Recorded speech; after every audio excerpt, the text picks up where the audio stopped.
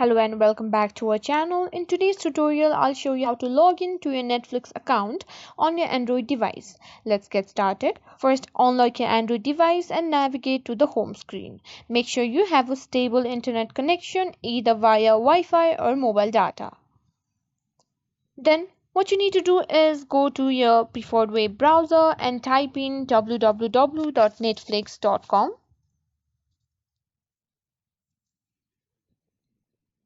Once you see here, you can find the sign in option at the top right corner of the screen. Tap on it. Here, to log into your account, you'll need to enter your email or mobile number and your password of it.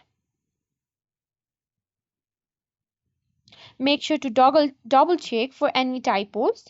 Tap on the email field and type in your email address, and then on the password field enter your password. Once you've entered your credentials, tap on the sign in button, and there you go, you'll be logged into your Netflix account. From here you can start browsing and watching your favorite movies and TV shows.